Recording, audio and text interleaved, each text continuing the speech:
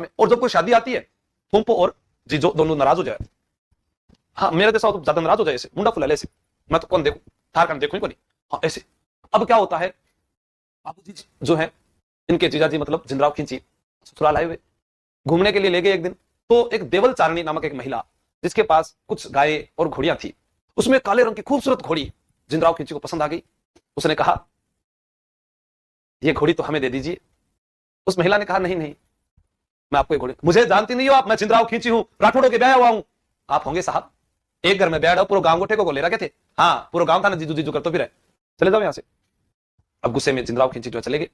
अब बाबूजी को ब्याह मंडियो, सब ढोल नगाड़ा गाजा बाजा बाज रहा, गीत चाल रहा, बढ़िया। अब जिंदराव खिंची नहीं आते हैं, बाबूजी यहां से चले जाते हैं, विवाह के लिए रवाना हो जाते हैं, अमरकोट पहुंच जाते हैं। अब वो जो महिला थी वो पहले घोड़ी बाबूजी को दे देती है, लेकिन उनसे वचन मांगती है बाबूजी से कि ये घोड़ी मैं आपको दे रही हूं, लेकिन जिस दिन ये घोड़ी ही नहीं आएगी आप समझ लेना मेरी गायों के ऊपर अत्याचार हो रहा है, आपको आना होगा। बाबूजी ने वचन दिया, उसी घोड़ी पर बैठकर चले गए। तोरण लगाते हैं, मंडप चमरी सजी हुई है, इधर बाबूजी बैठे हैं, इधर पहले बाबूजी उधर बैठे थे, फिर इधर, बाद में फेरे बदलने के बाद इधर वो बैठी हुई, फूल हम देसो प्यार दे। अचानक 3.5 फेरे के बाद घोड़ी ही नहीं ला जाती है। बाबूजी खड़े हो जाते हैं, इनके ससुर थे सूरजमल सोडा। फेरा में बैठेड़ी छोरी ने दूसरों कुण पर नावेगो, अगर थे अठेसु चले गया तो माने सोडा ने लोग नीचो दिखावेगा। बाबूजी ने कहा मुझे जाना होगा, जितनी थारी गाया है वह गाया सु दुगनी गाया थाने गिनवा दूला, पर हमारी बेटी ने थे पढ़ना के ले जाओ।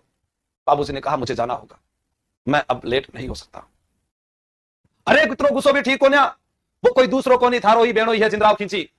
बाबूजी ने कहा मैं जानता हूं, अगर आज राठौड़ नहीं गया तो राठौड़ा ने कमजोर बतावा ला खिंची। साल चांदा डेमा सलजी सोलंकी और केसर पर सवार होकर, चांदा डेमा सलजी सोलंकी बाबूजी के सहयोगी थे, उस घोड़ी पर सवार होकर तेज रफ्तार के साथ चले जाते हैं और एक गांव पड़ता है देंचू गांव, वहां युद्ध होता है। गोगा जी भी पहुंचते हैं और देखते हैं कि बाबूजी वीर गति को प्राप्त हो जाते हैं गायों की रक्षा के लिए। वीर बाबूजी महाराज की जय हो।